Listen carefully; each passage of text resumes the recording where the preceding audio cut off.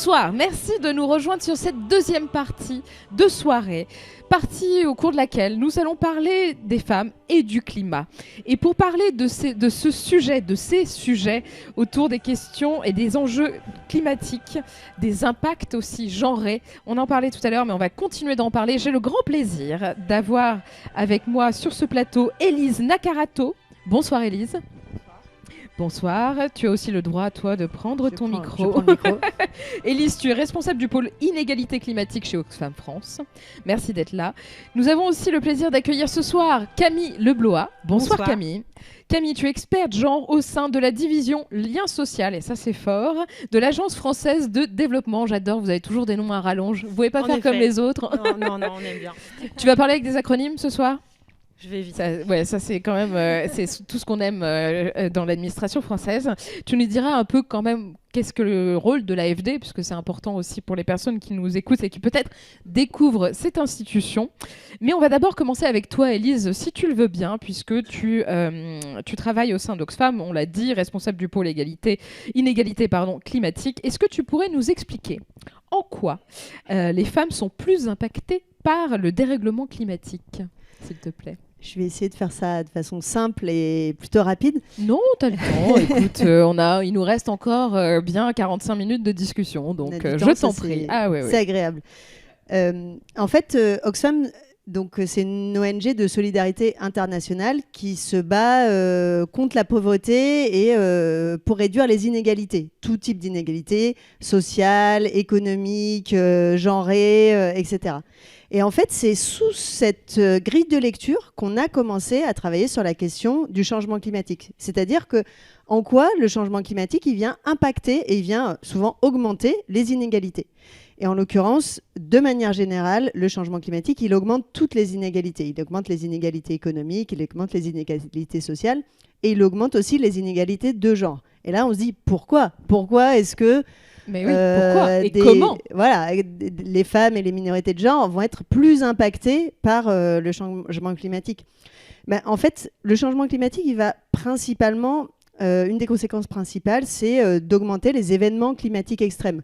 Donc on pense aux tempêtes, aux feux, aux vagues de chaleur, mais parfois ça peut être des événements aussi plus sur la durée, comme la hausse du niveau des mers ou les sécheresses sur le long terme. Et tout ça, en fait, ça va rendre nos organisations sociales plus vulnérables. Quand je parle d'organisation sociale, c'est comment est-ce qu'on est organisé, nous, en tant que société. Donc l'agriculture, les transports, les villes. Le changement climatique, il va venir remettre en cause un peu comment on s'est organisé et augmenter les inégalités, puisque les personnes les plus vulnérables, donc ça va être les plus pauvres, mais aussi celles qui ont moins de capacités, par exemple, moins de ressources humaines, moins de ressources d'éducation, etc., qui vont en subir le plus les conséquences. Je te donne un exemple très concret. Une personne qui a moins de capacité économique, quand il y a un événement climatique extrême, ça va être plus difficile soit de changer de travail, de trouver une nouvelle maison, en fait s'adapter. C'est pour ça qu'on dit que les personnes les plus vulnérables ont moins de capacité d'adaptation. Et il se trouve que, surprise, dans le monde, ce sont souvent les femmes et les minorités de genre qui sont le plus dans ces situations-là. Par exemple, de manière assez générale, 70% des personnes pauvres dans le monde sont des femmes. Donc on a une surreprésentation des femmes dans des situations de vulnérabilité, que ce soit dans les pays riches ou que ce soit dans les pays plus pauvres. Donc en ce sens, elles vont être plus impactées par le changement climatique. Est-ce que tu pourrais nous donner des exemples concrets pour celles et ceux qui nous écoutent, pour qu'on puisse vraiment comprendre en quoi c'est un impact différencié, l'impact différencié donc en termes de genre du dérèglement climatique, s'il te plaît? Je vais te donner deux exemples. Un exemple d'inégalité, notamment entre des pays riches et des pays pauvres. Par exemple, une tempête, on l'a vu souvent, donc le changement climatique, il va augmenter le risque de survenue et d'intensité et de durée de certaines tempêtes. Lorsqu'il y a un village qui est détruit, eh bien, en fait, les femmes vont souvent être plus impactées parce qu'elles vont socialement être assignées au travail du soin de la famille. Ça veut dire que quand il y a une alerte, elles vont être obligées de s'occuper des enfants, des personnes âgées, d'aller chercher, de faire attention à ce que tout aille bien. Une fois que l'événement climatique extrême est passé et qu'il va falloir aller chercher des ressources comme de la nourriture, de l'eau, et ben c'est elles aussi, si c'est plus difficile à aller chercher, c'est elles qui vont devoir en gros sortir plus de ressources, plus de capacités pour aller les chercher. Et donc c'est comme ça qu'au final, de façon assez directe, on voit par exemple que l'augmentation de la sécheresse, notamment dans certains pays d'Asie du Sud-Est, d'Afrique, ça va augmenter les mutilations génitales, ça va augmenter les mariages précoces, ça va augmenter voilà, des actions très concrètes en fait, sur la vie des femmes, parce que cet appauvrissement qui va être lié au changement climatique, il va avoir plus d'impact sur eux. Et ce qu'on note aussi, c'est que ce n'est pas juste, on va dire, dans des pays vulnérables, mais en Europe, en France aussi, on va avoir des conséquences un peu similaires.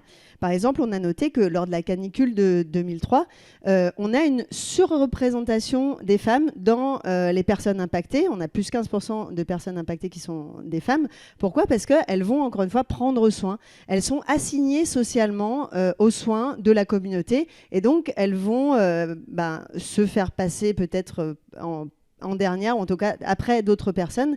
Et ce qu'on note aussi, c'est que cette inégalité de genre, elle va souvent venir se croiser avec d'autres types d'inégalités. Si je reprends la canicule de 2003, on sait que la Seine-Saint-Denis, qui a une population particulièrement pauvre et particulièrement racisée, eh bien, elle a été 156, il y a eu 156% de plus de mortalité lors de cette canicule-là. Pourquoi ? Parce que c'est un milieu qui est très urbain, donc il fait plus chaud, mais aussi et surtout parce que c'est le premier désert médical de France. Donc concrètement, il y a moins accès à un médecin, il y a moins accès à des ressources, aux services publics. Hein. Et c'est pour ça que nous, chez Oxfam, on dit qu'il faut comptabiliser et il faut financer les services publics pour pouvoir lutter contre ces inégalités, parce que très concrètement, ça va avoir un impact plus important sur les femmes et les minorités de genre.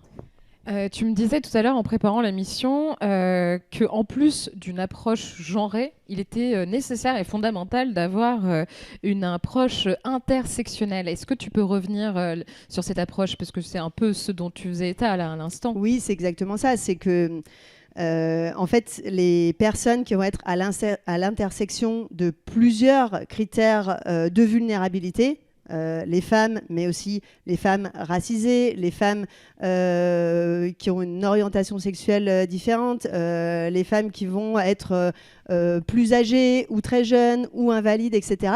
Elles vont se retrouver confrontées à plusieurs critères de discrimination, plusieurs critères de vulnérabilité. Et voilà l'exemple que je donnais sur les personnes en Seine-Saint-Denis, mais particulièrement les femmes et particulièrement les femmes racisées, qui vont avoir un impact plus important. On l'a vu notamment lors de l'ouragan Katrina aux États-Unis. D'ailleurs, il y a plusieurs auteurs et autrices américaines qui parlent de racisme environnemental et qui viennent justement montrer en quoi est-ce que certaines structures économiques, et souvent sur certaines structures économiques néocoloniales, elles vont impacter de façon plus grave les personnes racisées et particulièrement les minorités de genre racisées, parce que, en l'occurrence, lors de l'ouragan Katrina, les personnes ont été... les maisons ont été détruites, donc les personnes ont été évacuées, mais ça va être les maisons les plus cheap, en fait, les maisons les moins chères, donc les maisons des populations les plus pauvres, les maisons qui ne sont pas assurées. Ça, c'est aussi une question très importante. C'est un peu différent en France, mais aux États-Unis, les assurances, ça coûte très cher. Donc, on a vraiment une concordance quasi exacte, si on superpose les cartes entre les quartiers noirs et les quartiers blancs lors de cet ouragan-là, sur les impacts sur les populations. Donc on va avoir en fait une accumulation, et c'est ça un peu la lecture intersectionnelle, ça va être comment est-ce qu'on comprend que cette accumulation de critères de vulnérabilité, ils vont augmenter et ils vont créer des conséquences en cascade. Et c'est forcément des impacts qu'il faut avoir à l'esprit pour proposer des solutions. Quelles sont les actions très concrètement d'Oxfam France en matière d'inégalité face aux enjeux climatiques ?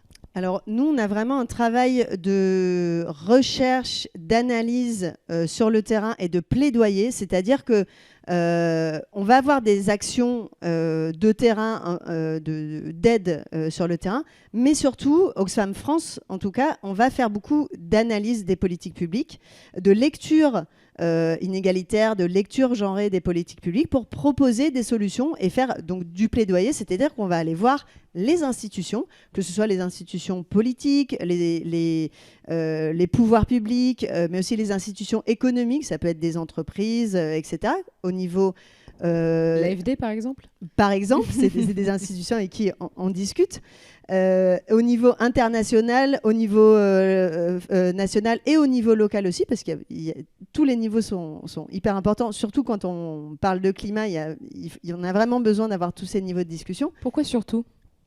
Parce qu'en fait, dans la question climatique, on a besoin autant de négociations internationales comme les COP, tous ces grands moments climat, les sommets climat, etc., pour donner des orientations internationales, parce qu'en fait, il n'y a qu'une seule planète, on est tous dans le même bateau, donc il faut que tout le monde aille un peu dans le même sens, mais en même temps au niveau européen et français et même au niveau local, en fait, c'est là que ça se joue la réalité. Quand on dit les orientations sur les politiques publiques climatiques, quand on voit comment est-ce qu'il faut transformer nos milieux urbains, notre agriculture, nos méthodes de transport pour réduire les émissions de gaz à effet de serre et pour s'adapter aux changements qui sont déjà là, ça se passe au niveau local. Donc, on a vraiment besoin de ces différents niveaux pour traiter cette question-là.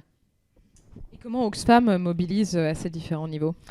Alors, des exemples concrets, par exemple, au niveau local, qu'est-ce que vous faites ? Concrètement, nous, on est très adeptes de ce qu'on appelle le plaidoyer local, c'est-à-dire qu'on va avoir des groupes de bénévoles d'Oxfam dans plein de villes en France qui vont aller voir leurs élus locaux sur des sujets spécifiques. Là, en ce moment, on travaille spécifiquement sur l'eau et sur la question de la sécheresse, sur comment est-ce que tel territoire peut s'adapter à cette... il y a une réduction de la capacité en eau, mais il y a surtout une très forte augmentation de l'utilisation de l'eau. Et, spoiler alert, c'est beaucoup des grandes entreprises qui utilisent le plus d'eau, que ce soit dans l'agro-industrie ou dans l'industrie en général. Donc, de façon très locale, on peut avoir une action pour changer des politiques publiques. Par exemple, on travaille aussi sur les investissements des collectivités, puisque chaque euro investi dans une banque, c'est pas la même chose si la banque elle met ton euro chez Total ou chez Enercop. Donc chaque euro investi a une empreinte carbone. Donc on a travaillé avec nos bénévoles, les bénévoles d'Oxfam au niveau local, pour que les mairies s'engagent à ne pas investir dans des banques qui polluent plus que d'autres. Donc, de façon très concrète, en fait, ça peut être fait au niveau local. Puis au niveau français, ça va être de l'apport d'expertise. Donc, on va produire des rapports, on va analyser des recherches, on va fédérer aussi. On parlait rapidement tout à l'heure de la question de l'agriculture, et je pense qu'on va y revenir. Souvent, ce qui se passe, c'est qu'on va mettre en lumière en fait des politiques publiques, des choses qui existent déjà, des chiffres qui existent déjà, mais notamment sur la question du lien entre genre et changement climatique. On va croiser des données, on va superposer des chiffres, des cartes entre les inégalités de genre et le changement climatique et dire, regardez, en fait, ces chiffres existent déjà, mais on ne les avait jamais lus dans ce sens-là, et donc proposer des politiques publiques qui soient plus égalitaires. Merci beaucoup Élise. Effectivement, ce rapport sur l'agriculture, on y reviendra puisque l'actualité nous y oblige presque. Et puis c'est un rapport qui date de l'an dernier, donc qui est encore très, très contemporain, disons. Camille, bonsoir. Merci beaucoup d'être parmi nous ce soir. Donc je le rappelle, tu travailles à l'AFD, tu es experte genre. Donc l'AFD, c'est l'Agence française de développement. En écoutant la description des actions qui sont menées par Élise et aussi l'analyse d'Oxfam femmes sur les questions d'inégalité rapport au changement climatique. Est-ce que tu partages les constats qui ont été dressés par Élise ? Oui, bien sûr, complètement, sur l'intersection donc, entre les enjeux de genre et de climat. Donc il y a vraiment cet aspect d'une vulnérabilité différenciée des femmes en particulier, mais des minorités de genre également, au changement climatique et à ses effets. Donc ça, c'est vraiment le point crucial quand on parle de changement climatique et de genre. Ça a été mis en évidence notamment par les rapports du GIEC. Donc nous, on se base quand même énormément dessus. Est-ce que tu peux juste rappeler, faire un peu de pédagogie, qui est-ce qu'est le GIEC? Tout à fait. Donc, le GIEC, c'est le groupe d'experts internationaux sur le climat, donc qui produit en fait la connaissance sur le changement climatique, donc avec des rapports réguliers sur voilà, tous les aspects de ces changements climatiques. Et donc là-dessus, nous à l'AFD, on travaille on se base donc sur leurs travaux et notamment sur deux enjeux principaux qui sont liés au changement climatique, à savoir l'adaptation et l'atténuation. Donc historiquement, on a beaucoup travaillé au niveau, je parle pas que de l'AFD, mais au niveau mondial, on a beaucoup parlé d'atténuation, c'est-à-dire de baisse des émissions de gaz à effet de serre qui produisent donc les changements climatiques. Mais on s'est rendu compte aussi au bout d'un certain temps qu'on n'allait pas arriver à résoudre le problème uniquement en baissant ces gaz à effet de serre, parce que y avait sur certains aspects des points de non-retour qui étaient déjà atteints et il allait falloir s'adapter. Et donc c'est là qu'on est vraiment à l'intersection aussi des enjeux, encore une fois, d'inégalité sociale, on va dire, et de changement climatique, puisqu'on a ces vulnérabilités différenciées. Pour autant, il y a d'autres enjeux, notamment quand on parle d'atténuation, et ça a été évoqué aussi dans les précédents échanges. Il y a beaucoup de choses à faire également en lien avec les questions de genre et de droits des femmes, notamment sur les accès à l'emploi. Voilà, on pourra en rediscuter également. Et enfin, il y a un gros volet quand on parle de genre et de changement climatique sur la participation politique des femmes à tous les niveaux. Et aujourd'hui, elles sont encore largement minoritaires, que ce soit donc au niveau international, à travers dans le mécanisme des COP, où elles sont encore très peu, enfin elles représentent un tiers des délégations en fait des partis au COP, et ça change pas depuis 10 ans. Donc voilà, malgré les avancées par ailleurs sur les droits des femmes dont on a pu parler tout à l'heure. Et puis ça s'observe à tous les niveaux, donc y compris au niveau local. En fait, toute la gouvernance climatique est aussi concernée par ce problème-là. Et du coup, on peut aussi assez rapidement penser aux enjeux de justice sociale qu'il y a derrière et de justice climatique si on n'a pas une représentation équitable de l'ensemble de la population. Est-ce que tu peux nous rappeler ce que fait l'AFD précisément, s'il te plaît? Alors précisément, je ne sais pas. Dans les grandes lignes, dans peut-être. Les grandes lignes, ouais. Et ton rôle plus particulièrement aussi. Ouais, mon rôle, ok. Parce qu'il y a beaucoup de métiers différents à l'AFD. L'AFD, alors je le rappelle, parce que ça, c'est pas forcément quelque chose qu'on va avoir en tête spontanément. Donc l'AFD est une banque. C'est une banque publique, donc à but non lucratif, qui est aussi qui sert la politique d'aide au développement de la France. Donc on a des orientations qui sont décidées par le gouvernement et on rapporte à la fois au gouvernement français, mais aussi à des instances internationales qui pilotent l'aide au développement des États qui financent l'aide au développement. Donc on travaille du coup à canaliser, on va dire, l'argent de l'aide au développement à travers essentiellement des prêts, mais également des subventions. Donc ça, c'est une petite partie qui est l'argent du contribuable français. Et donc, on la distribue en fait sous forme de projets dans les pays qui en ont besoin. Voilà. On a beaucoup parlé ces derniers temps, en tout cas ces dernières années, de la mise en place d'une diplomatie féministe. C'est ce qui avait été promu notamment lors du forum Génération Égalité par le gouvernement. Est-ce que tu pourrais dire aujourd'hui qu'il y a de la part du gouvernement français dans sa politique d'aide au développement dont tu parlais, une véritable approche féministe, notamment sur les enjeux climatiques ? Ou est-ce que c'est trop engageant que de dire ça? Moi, j'ai la réponse, mais je ne vais pas la dire ce soir. Alors, on va déjà dire qu'on peut toujours mieux faire, tant sur le climat que sur les droits des femmes, et bien sûr sur les deux. Moi, je travaille depuis 2015 à l'AFD. J'ai vu quand même une progression majeure qui a été probablement, qui a accompagné aussi un certain nombre d'enjeux et toutes les évolutions en matière de droits des femmes aussi qu'on a pu observer ces dernières années. Donc maintenant, le sujet est pris au sérieux.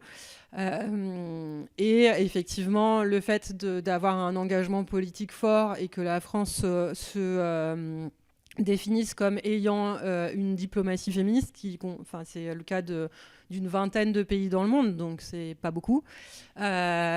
Forcément, ça participe à mettre en avant les sujets et à devoir quand même tenir un certain nombre d'engagements, même si, je trouve que moi, qui suis expert genre et donc qui travaille principalement sur ces sujets-là, j'aimerais qu'on en fasse encore plus. Mais il y a des vraies avancées et donc et ça s'est traduit très concrètement par l'AFD, par en cascade une définition aussi de l'AFD comme agence féministe et donc une prise d'engagement fort. Après, on est surveillé depuis avant ça, surveillé. On rapporte aussi au niveau international, donc au sein des pays. Alors attention, acronyme de l'OCDE. Donc j'en étais sûre qu'il y en aurait au moins un. Qui est l'organisation de coopération et de développement économique, donc qui regroupe en gros, c'est un club de pays riches qui mettent l'aide au développement. C'est bien résumé, ouais. Voilà. Et donc, il y a des indicateurs au niveau de ce club qui permettent de suivre notamment les engagements de l'aide au développement sur certains sujets, dont l'égalité femmes-hommes. Donc, on a des cibles qui sont fixées aussi à travers ce comité et puis les pouvoirs publics français. Alors du coup, j'en profite pour me tourner vers l'ami critique du gouvernement et des agences étatiques qui est représentée ce soir sur cette table ronde par Élise. Qu'est-ce que tu penses, toi, de la diplomatie féministe de la France en matière climatique ? Je pense que ça a été dit, il y a des choses qui sont faites, mais il y a encore des choses à faire de la France ou de manière générale. Bien, mais pas top. On peut résumer comme ça. Oui, on peut résumer. Non, mais on peut. Le fait que ce soit pris en compte, c'est déjà une avancée, mais malheureusement, ce n'est pas suffisant. Et on le voit, ça a été dit, c'est partout et ça ne progresse pas beaucoup. On parlait des COP, on en parle souvent parce que c'est un moment important dans la diplomatie climatique où il y a un tiers de femmes. Et surtout, en fait, moi, ce que j'aime à regarder, c'est pas juste les chiffres, parce que les chiffres, effectivement, les chiffres sont pas bons, mais c'est pourquoi est-ce qu'on regarde ces chiffres ?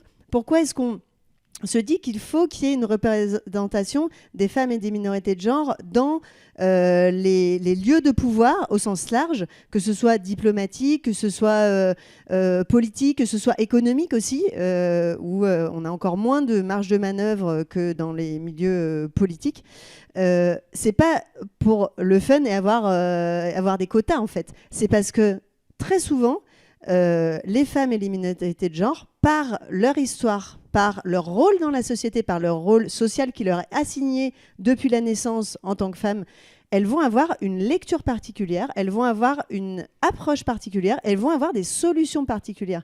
Nous, c'est ce qu'on voit souvent, que ce soit sur le terrain ou que ce soit dans des études, dans des rapports, c'est que c'est pas la même chose en fait quand il y a que des hommes autour de la table, ou majoritairement des hommes, ou quand il y a une parité, voire une surreprésentation de femmes, parce que elles vont, de par, encore une fois, leur sociabilisation, c'est pas C'est pas le fait d'avoir un utérus On ou pas n'essentialise pas, bien qui fait qu'on a une vision particulière du monde, mais de par leur sociabilisation, elles vont avoir notamment ce que je disais un peu tout à l'heure, tout le travail du soin, tout le travail du care, donc du travail reproductif, du soin de la communauté, de pourvoir à la nourriture, de pouvoir au bien-être en gros de la communauté, qui vont apporter une lecture particulière et donc des solutions particulières en fait qu'on n'a pas quand on n'a que des hommes autour de la table. Donc c'est pas juste pour avoir un quota, c'est parce que vraiment quand on a une parité, voire plus, au sein des instances de décision politiques ou économiques, on a des solutions qui sont plus efficaces. Est-ce que tu aurais des exemples en tête d'actions que vous avez vues émerger grâce aux femmes, en somme, et aux minorités de genre? Alors, j'ai beaucoup d'exemples inverses, malheureusement, de témoignages de femmes qui nous disent nous, on a des solutions, mais on n'est pas à la table, en fait. On n'est pas au bon endroit des négociations climatiques. On n'est pas au bon endroit des prises de pouvoir. Et là, j'ai 2 exemples qui me viennent en tête, particuliers. Un, sur la question, notamment en Afrique de l'Ouest, de la résilience de l'agriculture et des solutions de reforestation. Je pense aux pionnières écoféministes comme Wangari Maathai, mais à plein de projets beaucoup plus petits, beaucoup plus locaux, qui vont exister de façon très petite et très locale, et dès qu'on essaye de les faire changer d'échelle, et en fait, comme les personnes qui sont souvent des femmes, qui vont avoir cette lecture-là, parce qu'en fait, c'est elles qui vont chercher l'eau au puits, et que ça fait vraiment une grosse différence quand le puits est à 10 minutes à pied ou quand il est à 3 heures à pied, et que ça va augmenter les violences de genre, ça va augmenter tout ce qu'on a dit tout à l'heure. Donc elles vont vraiment avoir une lecture différente et des solutions différentes, mais malheureusement, en fait, c'est pas elles qui sont dans les comités locaux, c'est pas elles qui vont décider où va la subvention, etc. Et donc, au final, on a du mal à passer à l'échelle au-dessus. Et il y a un autre exemple aussi qui me vient en tête. Je reviens sur le rapport qu'on a publié l'année dernière sur les inégalités de genre dans l'agriculture, où on a énormément de témoignages de ce genre. Alors, pour le coup, là encore, on a une réalité qui est que dans l'agriculture, les inégalités de genre en France en tout cas, sont plus graves que dans le reste de la société, enfin dans le monde en général. 80% des personnes qui possèdent les terres dans le monde sont des hommes, alors que c'est l'inverse, on est plutôt à 70-80% dans l'agriculture rurale de femmes qui s'occupent de la production vivrière. Mais malheureusement, elles ne possèdent pas le capital, elles ne possèdent pas la terre. Malheureusement, c'est pas un malheur, c'est une réalité de la société patriarcale, enfin un effet direct de la société patriarcale. Donc, en France, en tout cas, les femmes agricultrices sont discriminées puisqu'elles vont avoir des revenus moins importants, elles vont avoir moins d'opportunités économiques. Mais par contre, elles sont surreprésentées dans les circuits courts, dans la bio, dans l'élevage extensif, dans les solutions en fait qui sont déjà durables et puis qui sont bonnes et souhaitables pour la transformation nécessaire du système agricole. Donc on voit qu'elles ont des solutions. Et pourtant, on a des dizaines de témoignages. Quand on regarde, là pour le coup, c'est plutôt dans des systèmes économiques, les chambres locales d'agriculture, les chambres départementales, ou même des coopératives agricoles beaucoup plus locales, elles sont exclues par des systèmes, soit de boys club, soit des systèmes d'exclusion vraiment purement économique ou purement sociale. Et donc, elles vont pas avoir la capacité politique de mettre en place ces solutions, de généraliser, de rendre plus accessibles ces solutions. Eh bien, écoute, ça tombe bien, parce que je le rappelle, celles et ceux qui nous écoutent ce soir, toutes les personnes qui nous écoutent ce soir et qui nous regardent peuvent nous poser leurs questions en direct. Et j'en ai une qui vient de tomber et qui est en lien avec ce que tu étais en train de dire. Comment peut-on prendre en compte les problématiques des agricultrices ? Parce que nous sommes à un moment clé quand même pour l'agriculture française, on peut le dire, avec une mobilisation assez inédite de la part des agricultrices. Et on voit quand même beaucoup d'agriculteurs et on entend peu les agricultrices. Comment on fait pour leur donner une voix, en fait, visibiliser et répondre à leurs problématiques ? Moi, j'ai été particulièrement marquée depuis le début de l'année dans tout le mouvement de contestation du milieu agricole par l'invisibilisation totale des agricultrices. Si on regarde sur les plateaux télé, dans les discussions en ministère, j'ai pas fait d'analyse, mais s'il y a quelqu'un qui l'a fait, moi, ça m'intéresse, prévenez-nous. Franchement, j'ai vu... Appelez notre numéro vert. Voilà. Appelez Oxfam. Appelez-nous pour nous donner des chiffres. Il n'y a pas d'agricultrices. Il y a vraiment très, très peu de voix des agricultrices. Or, ce que disent les agriculteurs, en l'occurrence, c'est des questions de problèmes de modèle économique, de revenus, qui, on le sait, sont encore plus criants chez les agricultrices. Donc, normalement, ça devrait être les premières porte-parole de ce mouvement-là.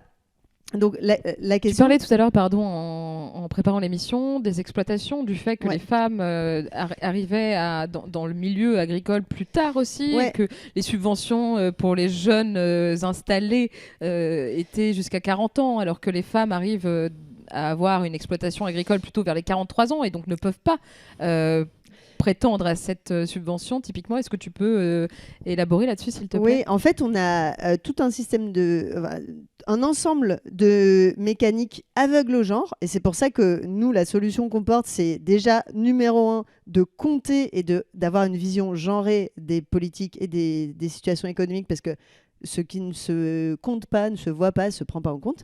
On a dans le monde agricole un ensemble de mécaniques aveugles au genre. L'exemple que tu donnais, effectivement, c'est la dotation jeune agriculteur, qui s'appelle dotation jeune agriculteur.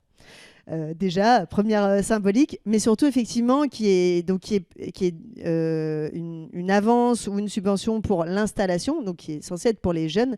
Or, la réalité sociologique du monde agricole, c'est que souvent les fils d'agriculteurs héritent de la ferme et donc s'installent assez jeunes en première activité, alors que les agricultrices, c'est beaucoup plus une seconde activité, une reconversion, donc plutôt après 40-45 ans, ou bien elles ont déjà une activité agricole, mais elles sont pas chefs d'exploitation, donc elles vont être aidantes agricoles, etc. Donc elles s'installent en tant que chefs d'exploitation plus tard. Effectivement, cette dotation, qui est assez importante, elle peut aller jusqu'à 18-19 000 euros, elle est capée à 39 ans, puisque c'est pour les jeunes agriculteurs. Or, l'âge d'installation moyenne des agricultrices, c'est 42 ans. Donc mécaniquement, le fait que cette politique-là, elle soit aveugle au genre, elle va discriminer les femmes. Et j'ai plein d'autres exemples.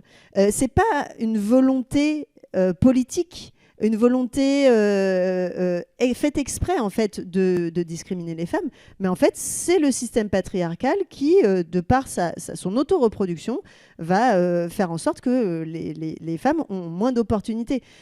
Dans le rapport qu'on a fait sur les agricultrices, ce qu'elles nous disent beaucoup aussi, c'est beaucoup de petites choses comme ça, le fait que les tracteurs ne sont pas adaptés à la morphologie des femmes. Donc, en fait, elles ne peuvent pas toucher les pédales. Donc, elles n'ont pas accès à tout un type d'exploitation. Plein de choses comme ça qui ne sont pas faites exprès, mais qui, en fait, vont les discriminer mécaniquement.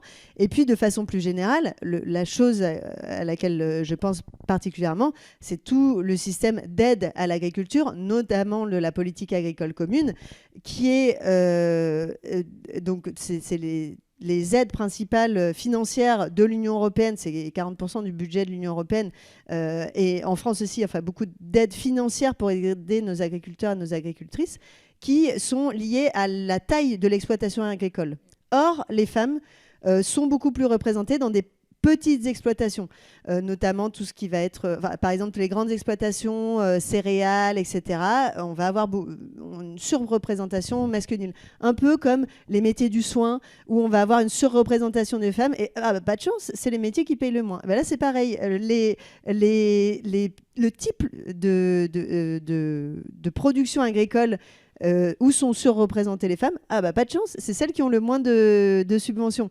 Donc en fait, ce pas de chance, il a un nom, c'est le patriarcat, et on sait comment faire autrement. Il faut chausser les lunettes de genre et regarder. Et nous, c'est pour ça que ce qu'on demande, et en plus c'est assez simple de le faire, d'avoir une lecture genrée des budgets, d'avoir une lecture genrée des politiques publiques, pour avoir des politiques publiques qui favorisent, au moins, idéalement qui vont vers l'égalité, mais au moins qui ne renforcent pas les inégalités. Alors, bon, je sais, Camille, que l'AFD n'intervient pas en France. Néanmoins, tu as quand même un peu un avis sur la prise en compte de ces revendications, aussi de cette approche genrée qu'il faut avoir sur la question de l'agriculture en France. Est-ce que tu partages ce que Élise vient de dire, justement, de toutes ces inégalités qui sont liées à un système, ma foi, ancestral ? Oui, complètement. Et puis j'ajouterais même, pour rebondir sur nos activités, du coup, c'est que c'est pas un problème uniquement français. C'est assez généralisé quand même, hein, cette question du patriarcat et les retombées négatives qu'elles ont. Donc, ce qu'Élise décrivait sur la division genrée du travail agricole, que ce soit entre les différentes productions, les différents types d'exploitation, etc., mais aussi au sein des filières, au sein des exploitations elles-mêmes, ils se retrouvent un peu partout, et très souvent ce qu'on observe, c'est que c'est les hommes qui sont à la manœuvre dans une exploitation agricole familiale, et que les femmes, elles travaillent pas moins, elles travaillent même probablement plus, voire quand ils font eux une journée de travail, elles en font 2 ou 3. Parce que elles sont en charge également de certaines productions d'agriculture et d'élevage au sein de l'exploitation, mais ça va pas forcément être les productions orientées vers le marché, mais plutôt celles qui sont orientées à la reproduction du ménage, donc à nourrir les enfants, les personnes âgées, etc. Donc ça va être le maraîchage, le petit élevage par exemple, et puis en plus de ça, elles vont avoir évidemment en charge tout le travail de soins donc à ces personnes dépendantes, donc ça fait quand même des journées lourdes. Et effectivement, si on n'a pas cette lecture avec les lunettes genre non plus sur des projets, en fait elle passe complètement à côté. Et puis on a aussi des risques de faire des mauvais projets, parce qu'on peut très bien dire allez, on va faire de l'entrepreneuriat féminin, mais en fait si elles ont déjà une double journée de travail, à quel moment elles font de l'entrepreneuriat féminin ou l'entrepreneuriat tout court d'ailleurs. Oui, bien sûr. Les personnes qui nous écoutent sont curieuses de savoir quels sont les projets féministes typiquement que l'AFD accompagne. Et deuxième question que je voulais te poser moi en réaction à ce qu'on disait aussi avant avec Fatih, qui disait que la budgétisation c'était quelque chose de très important. Tu viens un peu d'en parler. Est-ce que tu peux aussi élaborer, et dans quelle mesure c'est un critère d'attribution de prêts dans les projets que vous financez? Alors, beaucoup de questions. Je vais peut-être commencer par là. Donc, alors, il y a plusieurs choses. Donc, dans les projets, je vais faire une réponse un peu deux en une.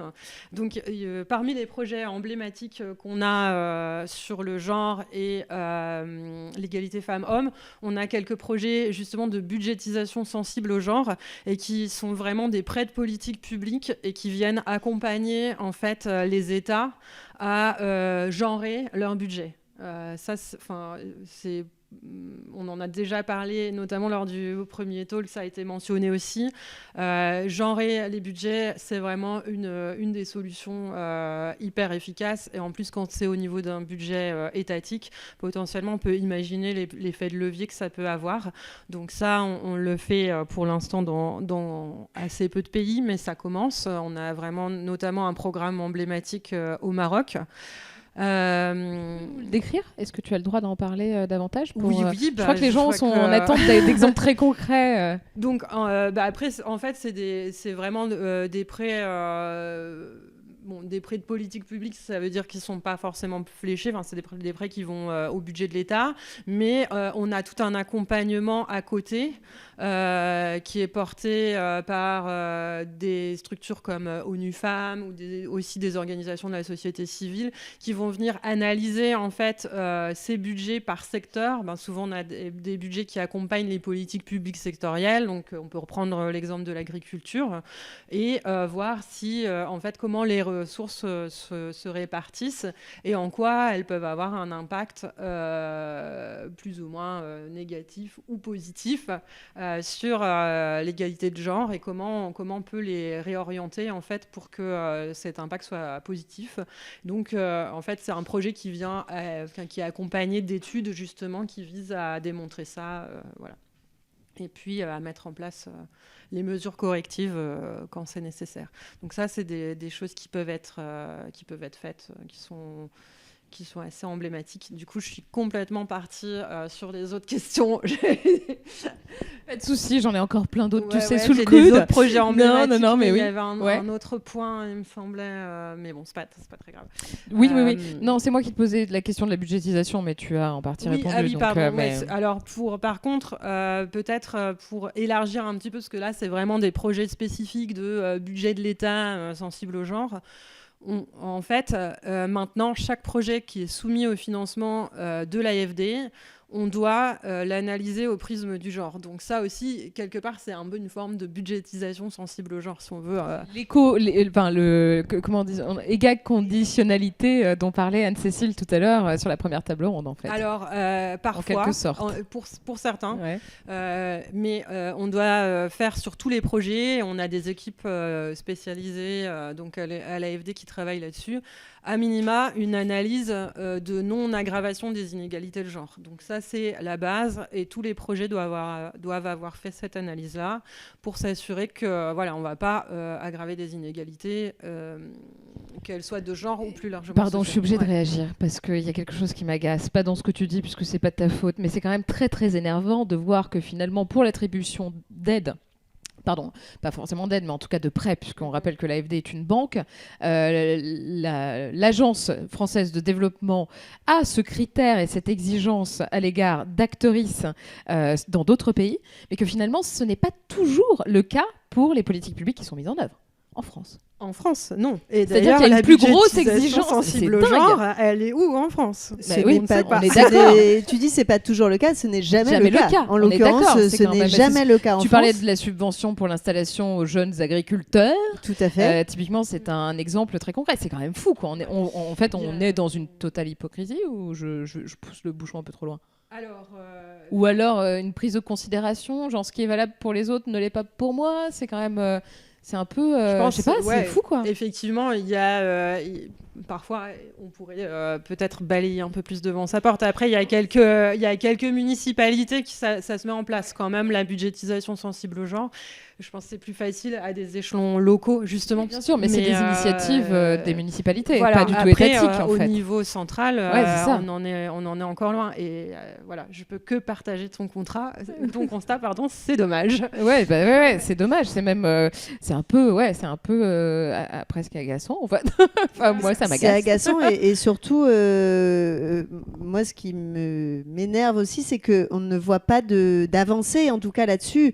On voit que les organisations comme Oxfam et plein d'organisations féministes militent, font du plaidoyer depuis assez longtemps sur au moins... Enfin, c'est quand même un niveau d'exigence qui est assez bas de dire il faut regarder que les projets qu'on mène n'aggravent pas les inégalités. On ne demande même pas ce que ça améliore, on ne demande même pas qu'il y ait une évaluation positive du projet, c'est juste, est-ce qu'on peut juste regarder et même ça, on a vraiment beaucoup de mal et on voit qu'il y a une réticence vraiment parce que, en fait, une fois qu'on a regardé le problème, c'est difficile de ne pas le traiter, en tout cas c'est plus difficile de ne pas le traiter, donc ça demanderait probablement des changements de politique publique importants.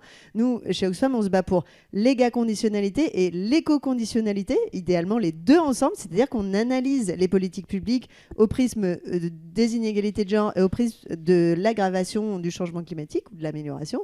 Et en fait, c'est possible de dessiner des politiques publiques qui favorisent l'égalité, qui favorisent la transition vers une économie moins carbonée et qui font du bien en fait à tout le monde. Enfin, on le souhaite très fort si le gouvernement nous regarde ce soir. on a quelques suggestions, modestes suggestions pour améliorer les choses. Je voulais quand même, alors on n'a pas tout à fait terminé, mais on peut peut-être s'offrir le luxe d'imaginer les choses dans un monde idéal. Dans un monde idéal, Camille, si tu devais mettre en place une politique publique pour lutter contre les inégalités en matière climatique, quelle serait-elle ? Si tu n'arrives pas à choisir, tu as le droit d'en donner plusieurs. Oui, parce que forcément la réponse elle est un peu plurielle.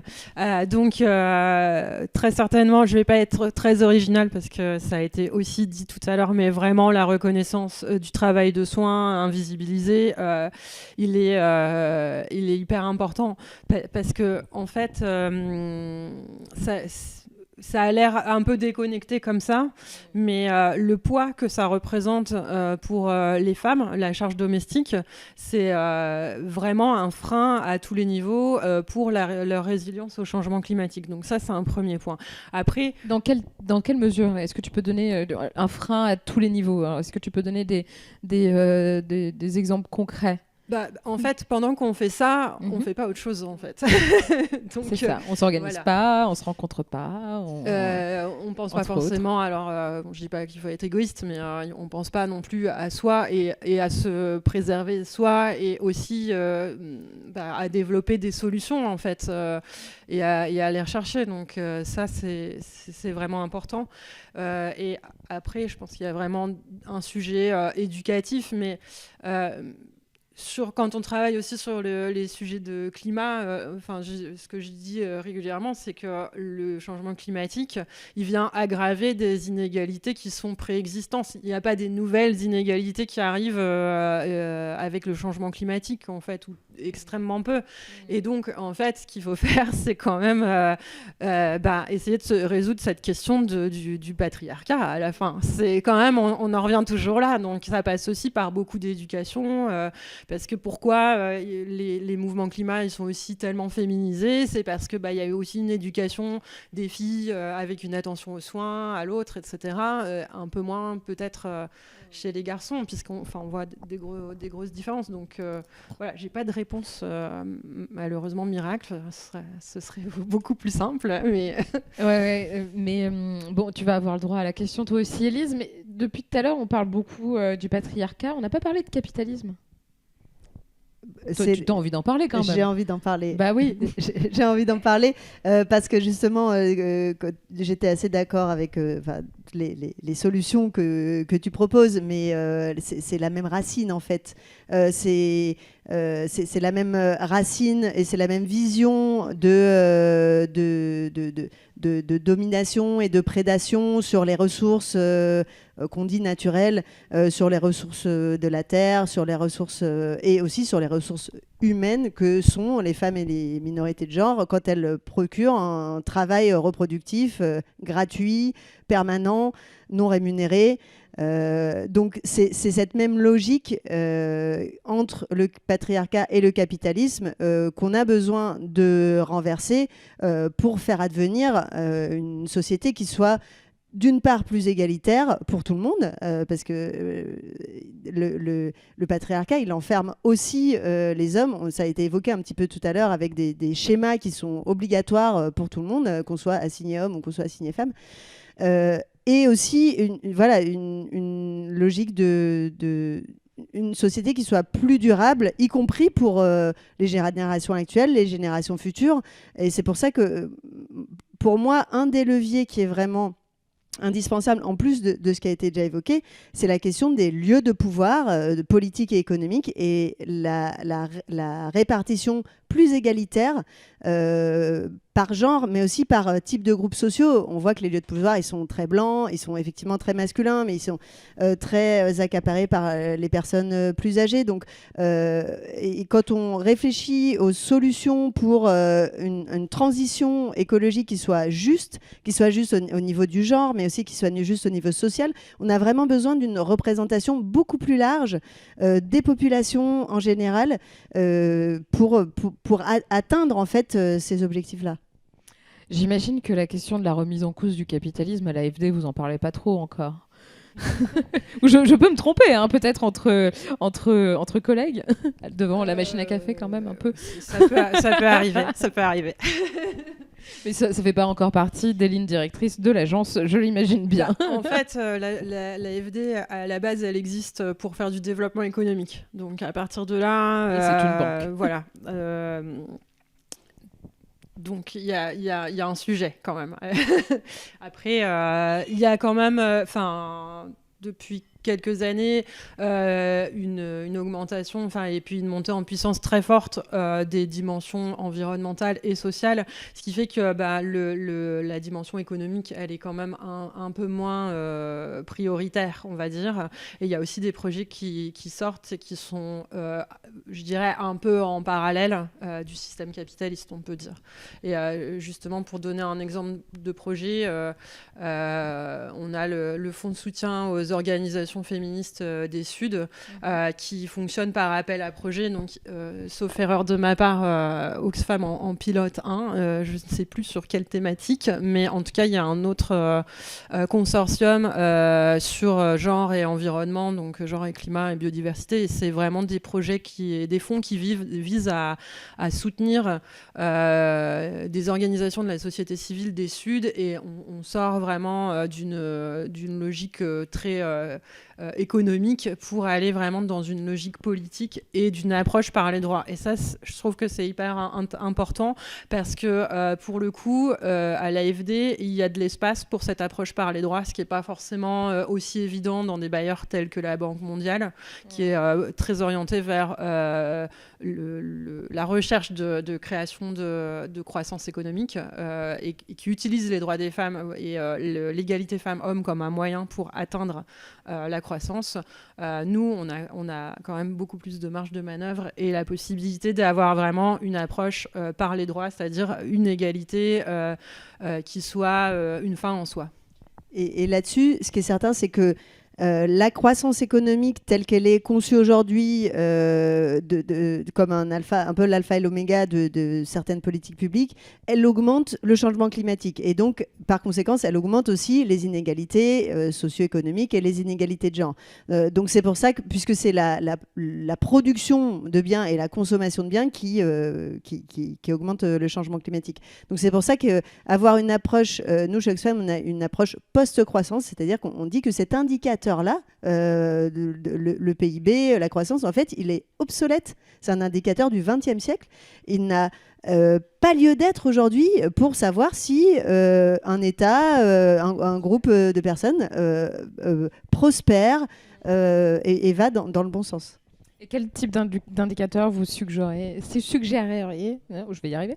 Qu'est-ce qu'on peut suggérer comme type d'indicateur en dehors de la croissance économique, justement ? Alors, il y a plein d'indicateurs qui sont possibles. Il y a ceux qui sont connus, comme les indicateurs de bonheur, les indicateurs de développement. Il n'y a pas de consensus, en tout cas économique, sur et déjà, est-ce qu'il faut un indicateur qui soit le même partout ? Je ne sais pas. Mais par contre, en fait, si on regarde que le PIB, quand on produit quelque chose, même si on produit quelque chose qui peut détruire une communauté, qui peut avoir des impacts négatifs, c'est de la croissance, hein, donc c'est positif au sens de l'indicateur. Donc en ça, voilà, il n'est pas pertinent. Je comprends bien. On a une question de Mathilde qui demande quels sont les grands défis et donc les grandes mesures à prendre dans les prochaines années pour que l'humanité ne disparaisse pas. C'est quand même... Merci Mathilde pour cette question. Est-ce qu'on va arriver à répondre ? Je ne sais pas. Qui veut se lancer ? Très rapidement sur la question du changement climatique, il y a deux leviers majeurs à activer, c'est l'atténuation, donc la réduction de nos émissions de gaz à effet de serre, et l'adaptation, donc s'adapter aux changements qui sont déjà là. L'adaptation, on ne fait pas grand-chose aujourd'hui, donc on ne peut que progresser. C'est-à-dire comment est-ce qu'on vit en 2030, 2040, 2050, quand on a des vagues de chaleur pendant 3 mois par an. Comment est-ce qu'on s'adapte, comment est-ce qu'on change le droit du travail peut-être pour être dans une société où certaines villes vont devoir bouger, etc. Et l'atténuation, donc ça c'est vraiment le volet fondamental, c'est réduire nos émissions de gaz à effet de serre. Et ce qu'il faut bien comprendre, c'est que tout ce qu'on fait aujourd'hui, on voit les gestes, on est incité à faire des gestes individuels, etc. Ce n'est absolument pas adapté pour le défi qui est face à nous. C'est-à-dire que ce qu'il va falloir changer, c'est vraiment les modes de production et de consommation. Alors quand je dis comme ça, c'est un grand terme, mais c'est vraiment en fait, aujourd'hui, ce qu'on fait dans la vie, c'est produire et consommer. Hein. On se lève, on achète quelque chose, on va au travail, on produit quelque chose. Donc c'est vraiment ces modes de production et de consommation. Quand on parle d'atténuation et de réduction, on a des objectifs d'atteindre de la neutralité carbone, c'est-à-dire ne plus émettre de CO2 en 2050. C'est dans 26 ans. On a l'impression que c'est super loin, mais en fait, c'est quand même dans pas très longtemps. Ça veut dire repenser globalement nos modes de vie. C'est pas juste, en gros, passer de la voiture thermique à la voiture électrique ou prendre le bus de temps en temps. Ça, c'est sûr que c'est un premier pas qui est pourquoi pas utile, mais c'est pas de ça dont on parle. C'est repenser l'organisation des villes, repenser le travail, le temps de travail, la façon dont pourquoi on travaille, c'est repenser notre nourriture, notre agriculture. On en a parlé beaucoup récemment. Aujourd'hui, on produit pour exporter, on importe pour nourrir. Ça n'a aucun sens écologiquement. Donc c'est vraiment des transformations qui sont structurelles, c'est-à-dire qu'ils vont impacter l'ensemble de nos modes de vie. Et ça, j'ai envie de dire, c'est des choses qui sont possibles, mais aussi c'est des choses où il faut donner un certain mandat politique pour le faire. Aujourd'hui, ce n'est pas le cas. Donc, il y a des élections européennes dans pas très longtemps. Donc, je dirais, ça, c'est aussi un levier d'action, c'est d'utiliser son pouvoir citoyen pour faire du plaidoyer, mais aussi pour aller voter. Camille, qu'est-ce que tu répondrais ? Les grandes mesures à prendre pour répondre à ces défis. Alors, je ne sais pas si c'est des mesures vraiment à prendre, mais il y a vraiment un sujet de société et aussi de penser les choses de manière systémique. Et là où je rejoins également Élise, c'est que j'ai l'impression qu'on met beaucoup en avant une approche techniciste, on va dire, de réponse au changement climatique. Ok, trop bien, on revient au nucléaire, en fait, pour éviter les émissions... Enfin, pardon, c'est pas possible en fait de voir ça comme ça. C'est pas possible de se dire ok, on va faire des bagnoles électriques et puis du coup on va aller faire de l'exploitation minière en eau profonde. En fait, non, c'est pas. Et du coup, il y aura peut-être plus de problème de réchauffement climatique, mais par contre, il y aura l'effondrement de la biodiversité et du coup, qui va nous poser encore plus de problèmes. Donc, il y a vraiment effectivement un changement de pensée, de système, etc. Et puis voir les choses les relations entre les problématiques, notamment sociales et environnementales. Encore une fois, le changement climatique, c'est d'abord un problème social, parce que pourquoi c'est un problème pour nous ? C'est parce que si on fait rien, l'humanité, effectivement, disparaît. Donc, il faut, je pense, garder toujours ça en tête, et aussi que les personnes qui, aujourd'hui, ont peu la parole, soient entendues et écoutées. La façon dont sont traités des militants de climat, ce que se prend Greta Thunberg par exemple, parce que c'est une femme, parce qu'elle est jeune, etc. Et la façon dont elle est décrédibilisée par en plus des vieux mecs qui n'y comprennent rien, c'est un scandale en fait. Donc voilà, je sais pas exactement comment on change ça, mais j'ai un peu d'espoir. Moi, j'ai quelques idées, mais je ne vais pas les partager avec vous parce que c'est un peu trop radical pour ce soir, mais on pourra y revenir. Merci beaucoup. On pourra les avoir en commentaire. On pourra les avoir en commentaire, on peut en discuter en off aussi, j'ai quelques pistes. Merci beaucoup Camille, merci beaucoup Élise pour ce temps d'échange sur ce deuxième talk, Femmes et climat. On va faire une petite pause et puis se retrouver pour notre dernier talk où on va parler de l'état des droits, et non pas de l'état de droit, mais l'état des droits des femmes en Europe. À tout à l'heure et merci beaucoup.